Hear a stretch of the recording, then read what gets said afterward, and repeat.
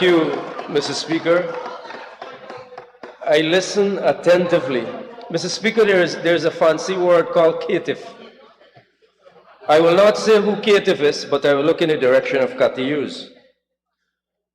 The diatribe that was expressed over the last 35 minutes from someone who proclaims to be an element of greater society, but all we have listened to, Mr. Speaker, is a rogue in our society. That is what we have listened to. Someone who has come to the parliament, prancing around, puffing their chest, sounding very sophisticated, but in fact is a pseudo-intellectual. That is what they are. They have no place in a moral society because all their acts when they were in government was based on moral perversion. That is the same person who till this day cannot find the fourth Russian. That is the same person who has come here to denigrate public servants. Harry Gill was a staff of the Ministry of Education prior to 2015, when that was that document was compiled, produced. They speak glowingly of their track record, Mr. Speaker, but that is the same person who gave millions of dollars to their own, from our own ministry, to their own private company. That is corruption to the highest order, and there is evidence of it. Of course, Mr. Chairman, Mr. Speaker, they will speak of GT&T's monopoly, but what they have refused to tell the people under Desmond Hoyt in the PNC, that is when that monopoly was birthed. And when the PPP came into office, when Dr. Ali came back into office, that monopoly was broken. And 2 months after we took office in 2020, liberalization took place in our country. That is how a democracy works. So coming here and speaking as though no one knows what took place during your time, I must say, Kati is a caitiff. That is the same person whose family's address was used during the signing of the production sharing agreement between Exxon and the government. The same person. That was the same person whose governments had a signing bonus of 18 million US that until to this day, we have no clue where it is. That is the same person in whose party one of its former leaders' wife was the witness to that PSA agreement. And they speak about corruption in our country just moments after. That is one of the persons who went publicly to say that 33 is not the majority of 65. That is the kind of people who come here and they make all these glib statements, but in fact, all they are, I don't know if this is a parliamentary term, Mr. Speaker, but all they are crooks in suits. Crooks in suits. Honorable Minister, please withdraw. Yes. And if you have any doubt about the parliament, a word, don't use it. Mr. Speaker, I was asking if I could have said so, but thank you very much for saying it. All right? So, Mr. Speaker, moving forward, why is it that we have this massive budget? And we are actually very proud of this massive budget. You know why? Because we went around this country meeting thousands of people. Thousands of people. The last record in the Ministry of Local Government and Regional Development, just between the last budget to the presentation of Dr. Singh, we have done over 2,000 meetings across this country. Right? Minister Todd spoke about himself alone doing more meetings in Region 10 than the entire combined opposition, except Schuman, of course. So we are here to represent the ambition of the people of this country. We are not here to hold back and deny people opportunities. More money is going to be spent, more people are going to make money. There will be more money in the pockets of poor people of this country. And that is what APNU is scared of. Every single village in this country will have intervention from Budget 2022 put together by Dr. Ashni Singh and the thousands, 40,000 public servants. The 31 of you there, you are denying the integrity of the 40,000 public servants who put this budget together. When you come here, never contributed to it. As a matter of fact, some of you have been representing that you were not consulted. Some of you were representing that the regional chairman of Region 4 was not consulted. You know, when we were doing the budget consultation for our sector, where the Region 4 chairman was? He was cussing the US ambassador and the US government in New York, in Brooklyn. That is where he was. That is why they couldn't participate, because they were somewhere else discussing other people's business. They were not discussing their own business.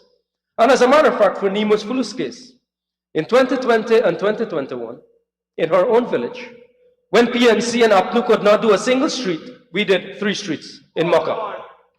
3 streets in Maka, including, tell them Nemo Flu, including Barnum Boulevard.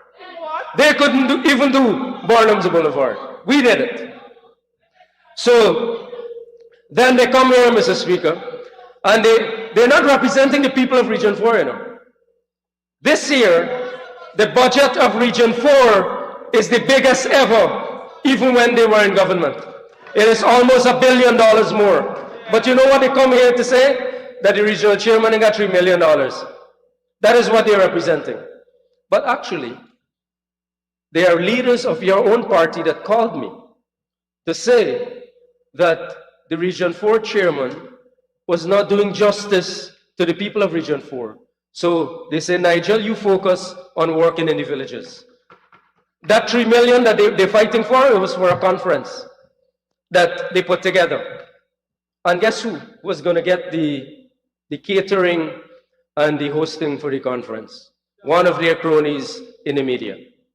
That is what they are fighting for. $3 million for the budget of the regional chairman of Region 4, rather than supporting the $1 billion increase that we've given to the people of Region 4.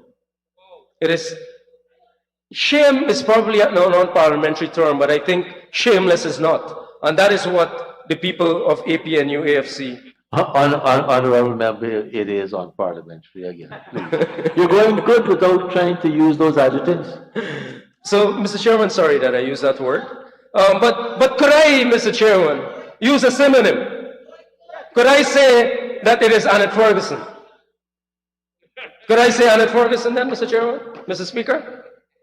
So, Mr. Speaker, the reason why we are at this point is because people trust us.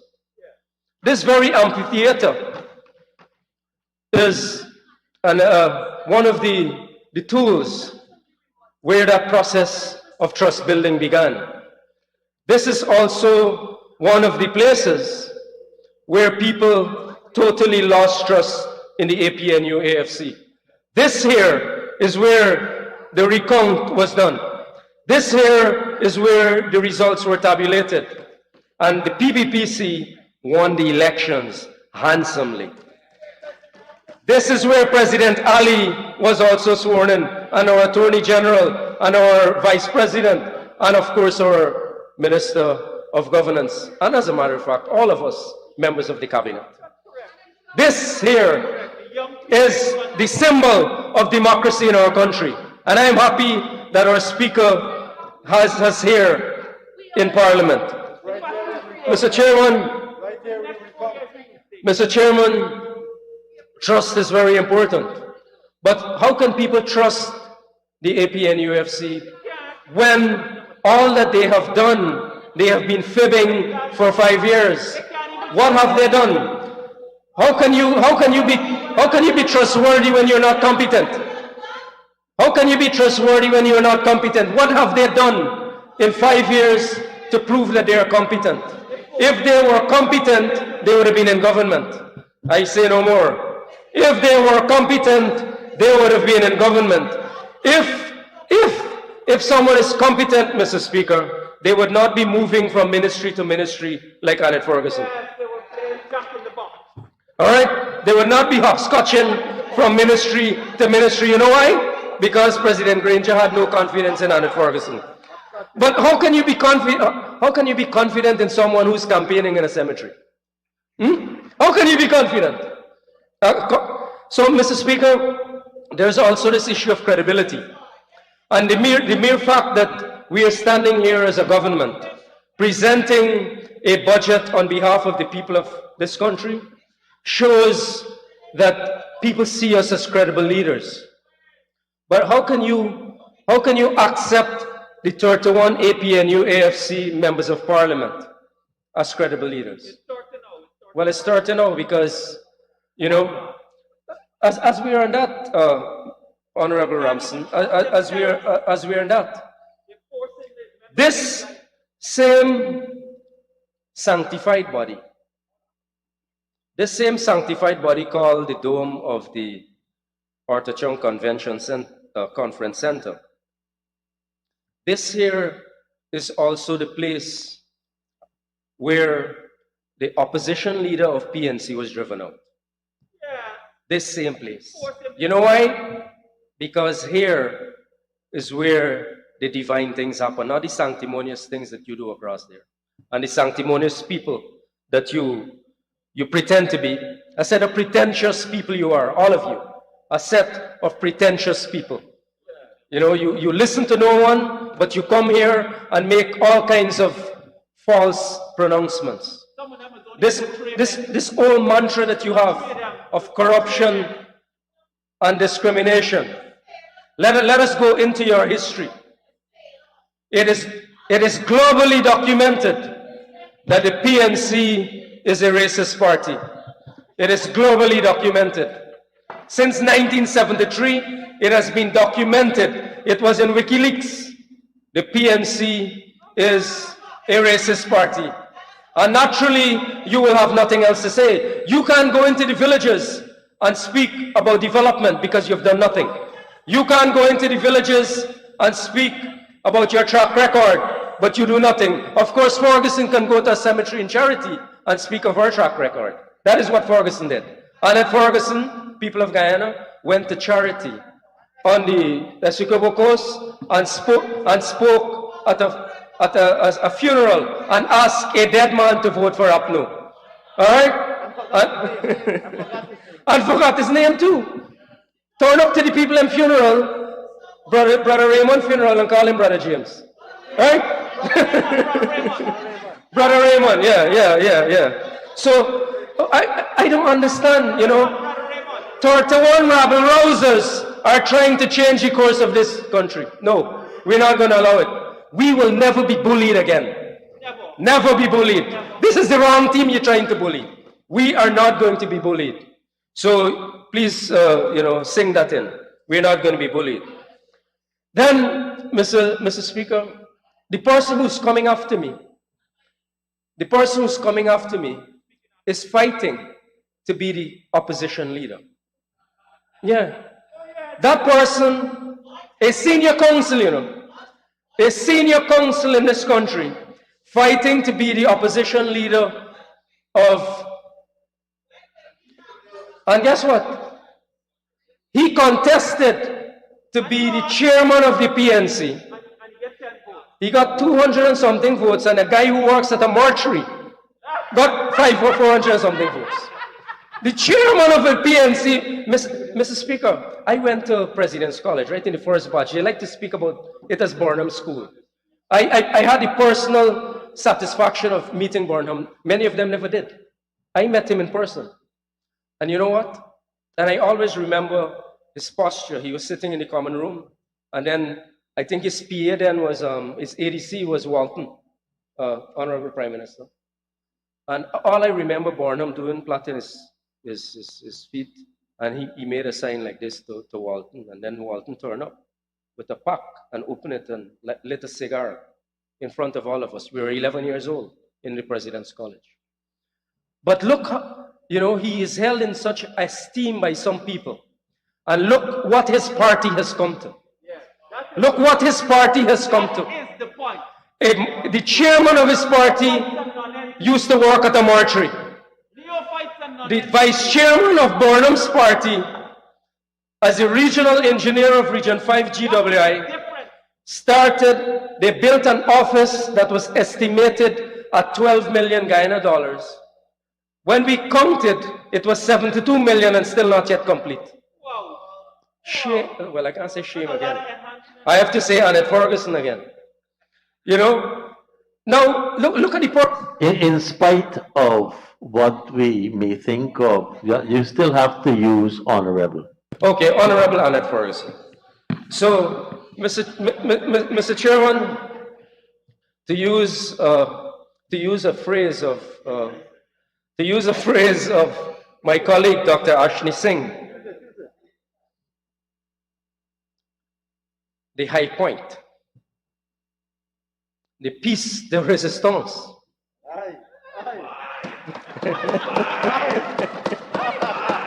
Of the APNU AFC government in community development is the construction of a Tennessee in the middle of Georgetown for $1.6 billion. Right? That is their piece de resistance. That is what they have to show the people of Georgetown. But you know what we are doing, Mr. Chairman, Mr. Speaker? Last year, President Ali decided that he was going to put money into our budget to rebuild the City Hall. The PPPC government is restoring the City Hall. This year, we are spending an additional $400 million towards the restoration of City Hall. And then you know what? They tell us we're not putting money into the city. They tell us we're not putting money into the city. Actually, the last government gave the city $65 million, and they used $11 million to buy a vehicle for Uberage. What? Yeah, that is what they use the money for. They put it towards restoration. They put it towards cleaning Georgetown. As a matter of fact, I have in my office, Mr. Speaker, 2 documents sent to me by lawyers. The APNU AFC, and I will give it to you, Mr. Speaker, so I'll call the name. They owe Chung Global $580 million in Georgetown for the cleanup. You know what else they did? Because I don't know if I could also use this word, but there's a vulgar attempt that they have done to politicize the debt of some people. You can't use that word. They have politicized the debts of some people. Honorable Geeta Chandan, who used to be a PYU, then AFC, now PNC, creature vice chair, general secretary, then back to PPP. There's always space. We are a very loving party and we forgive.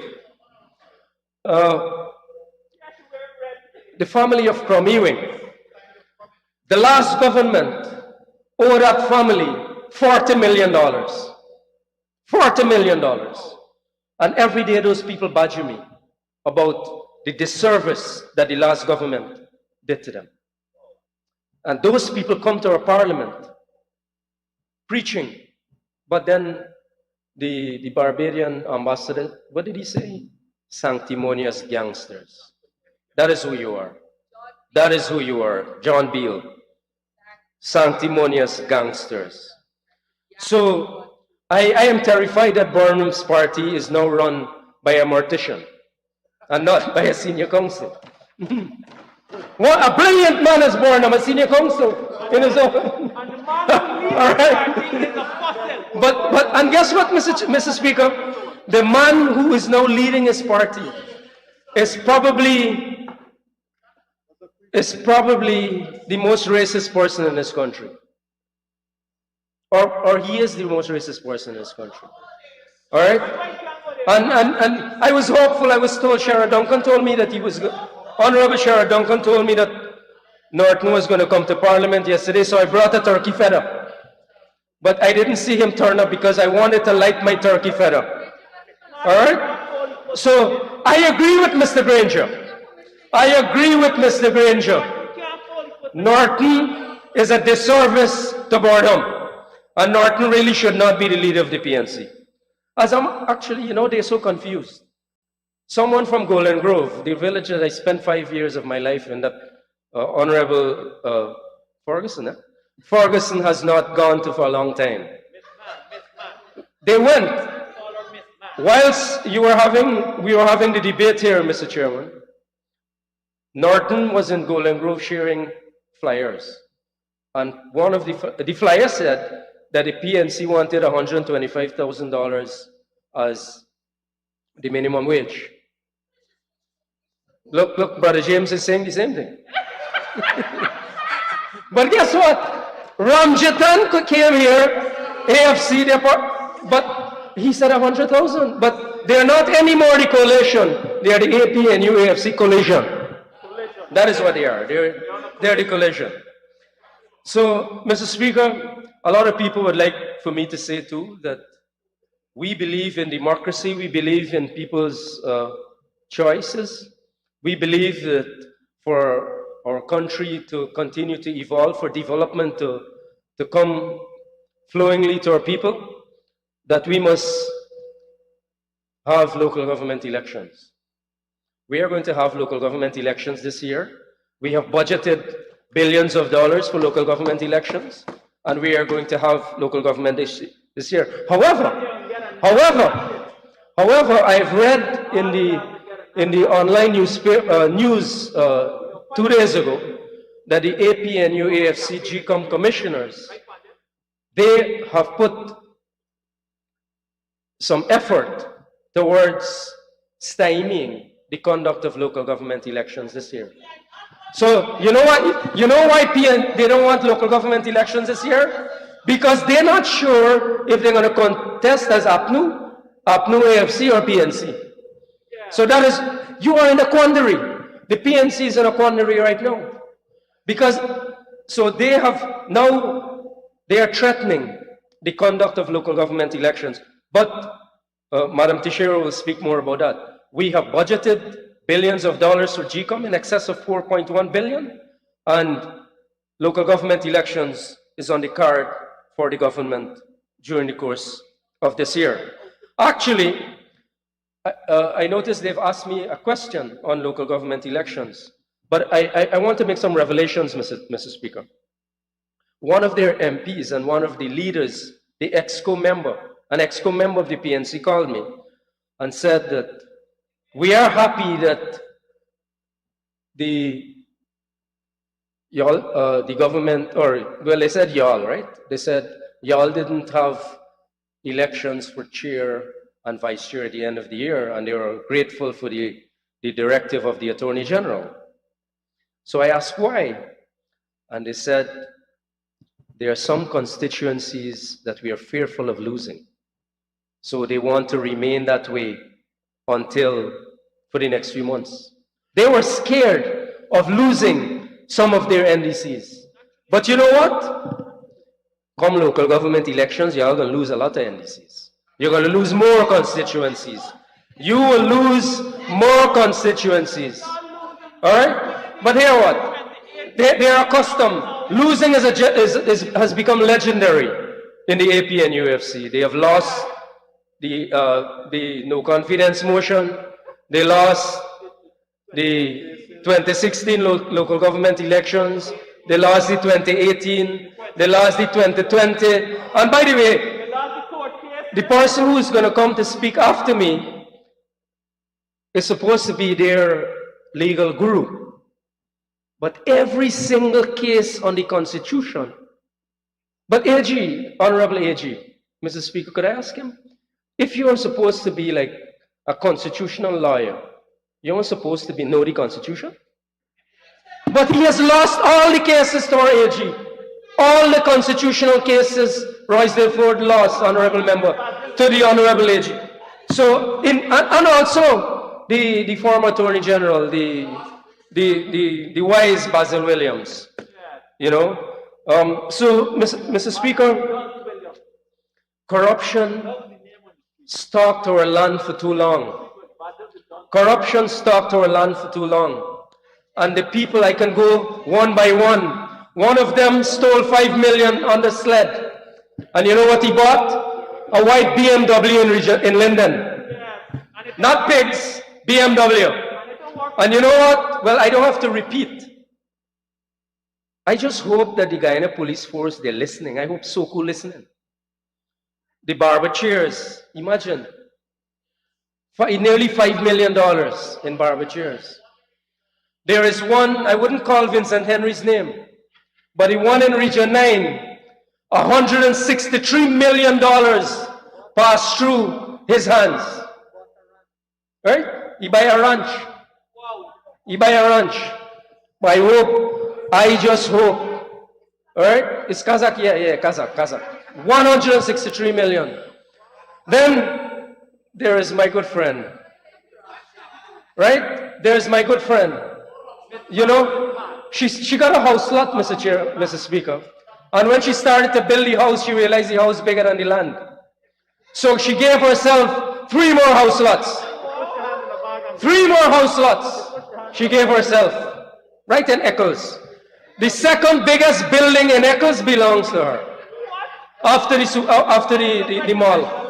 Alright? The second biggest building. And then they can come here and preach about the Bible. That is what it's come and preach about. Alright? But God don't sleep. God don't sleep. And I know the Lord. God don't sleep.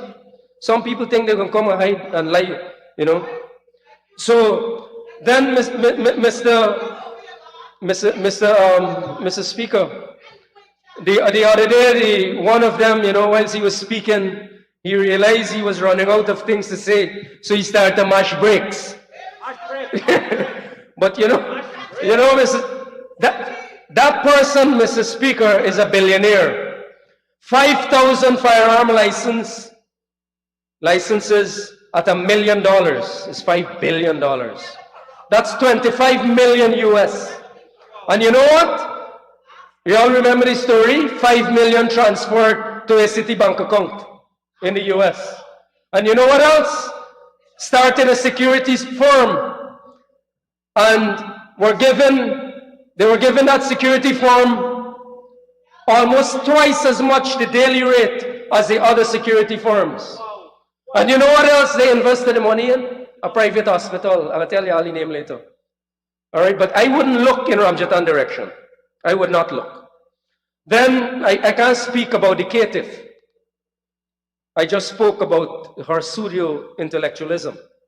But the raucous way that they stole money from, you know why they're scared of this big budget? And why they're upset about it? Because they can't get money to thief. All right? They can't get any money to thief. Honorable member reference to thieving and stealing and stolen are all. Mr. Chairman, I withdraw the word thief and the tour de force. The tour de force of the AP and UAFC, you know, that's their skill. Tour de force means skill, right, Brother James? Their pilfering in 5 years has been legendary.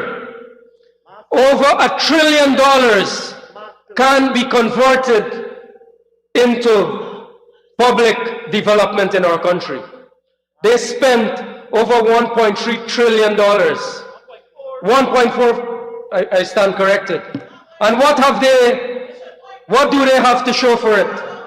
And these are the people who come to the parliament, the 31 of them, and they come here and try to preach to us about what we must do. There is one of them who will not speak today, but he has signed away all, you know, the amount of money that he has. Only a few days ago, I was driving up the East Coast by Golden Grove, and in a few months, this monstrosity just grew out of the ground. right? A monstrosity just grew out of the ground. But he can't give evidence anymore because he can't talk. But I wouldn't call name again. But y'all know what I'm saying. Every village is going to be in this budget. And you should not be ashamed. You should not be ashamed because again, that is who you are. Your tour de force is pilfering. Your tour de force is taking other people's money and converting it to your own use. That is what you have done for 5 years in our country. Honorable Minister, we will need an extension for you. And again, pilfering, thieving, we can't accuse honorable members of those things. Thank you, Mr. Speaker. Mr. Speaker, but there are matters in court. Honorable Minister, I still need to get the motion for the extension. That is on parliamentary too. Honorable Member Ms. Ferguson, if you're going to insist, we're going to have to ask that you leave the chamber, right? Okay. Honorable Minister Teixeira. Yes, thank you, Mr. Speaker. I would like to ask that the honourable member be given 5 minutes to conclude. And maybe the honourable member could say sticky fingers instead of pilfering. Thank you. Honorable Minister, you may continue. Thank you, Mr. Chairman. Mr. Chairman, there are members of the opposition and some of their upper echelon, members of their upper echelon, who are before the court for corruption. Some are also before the court for stealing elections. There is one who has not yet gotten to court, Mr. Chairman, who converted a bed sheet to their own use and probably gave it to Mingo to prepare the spreadsheet. All right, but Mingo is before the court as well. Yep. A former minister of government is before the court for billions of dollars in corruption. And you know what? You know why, Mr. Chairman? Because of state capture. They had two modes of operandi in their pursuit of governance: state capture and client politics. That is the modus operandi of the last government. But we have a lot of work to do, Mr. Chairman. In the local government regional development sector, in addition to the overseas responsibilities that we have over $71 billion that we have to spend in our villages. We have to clean up our country. Unfortunately, the mayor of Georgetown and not the opposition leader, but the leader of the PNC they do not want us to clean up Guyana. I can report that the mayor and deputy mayor of Linden, they came out in support. Right now, the people in Port Maiconi, they are cleaning with us. Every single area of our country, we are cleaning. And we are going to put more money to transform this country. We are putting $5 billion to community infrastructure. We are putting $714 million to provide greater support to our local democratic organs all across our country. Something that the last government never did, you know. And they speak about how they were working. Well, by the way, the staff of the Ministry of Local Government and Regional Development, you know what they told me? They have never seen the former minister in 5 years, some of them. He has never even gone down to the back of the building in 5 years. So what do you think that happened on the ground? That is why APNO lost. You have no relations with poor people on the ground. And of course, my friend Roysdale Ford, honorable member whom I know since the 90s on the tarmac of the University of Guyana. I was shocked though, Roysdale Ford, honorable member, that you only got 200 and something votes in this big PNC party that has 217,000 voters. I was shocked for you. And you weren't here, but I was also very shocked for you and disappointed that a mortician beat you to the chairmanship of the PNC. So, Mr. Chairman, Mr. Speaker, we have a lot of work to do. We are going to be converting our villages. We have a lot of investments to make. Thousands of people are going to be employed. As a matter of fact, within our sector alone, in the last 18 months, we have had over 7,000 persons employed. And this year, we are going to employ more people. As the MP responsible for Region 2, I'm happy that the Honorable Minister of Finance did mention that we are going to have some shrewd investments in Region 2 to employ hundreds of young people. That the Minister of Agriculture also has a plethora of investments. The public works that we're going to be doing is not just about spending money, you know. People are going to get jobs.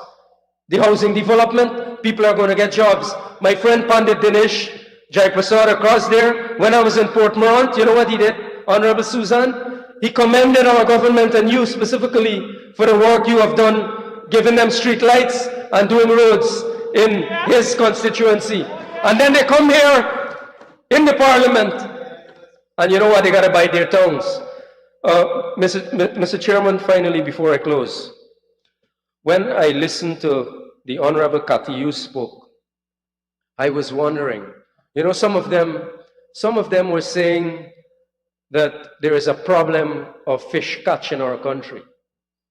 But the moments whilst that former the person was speaking, and you listen to the noise, you would have thought that all the fishes out of the Atlantic Ocean, the Bangameri, the Kwakwari, the cat, all over the side. You know, so Mr. Speaker, I'm very happy to be part of this process of contributing to the successful passage of Budget 2022. The ambition of the people of our country can be finally realized. 2020, President Ali charted the course. 2021, the platform was laid. 2022, we are launching, and we would like all Guyana to be on board with us as we continue to work towards the development and prosperity of our country. I thank you very much, and I do look forward to the free passage of this budget. Thank you very much.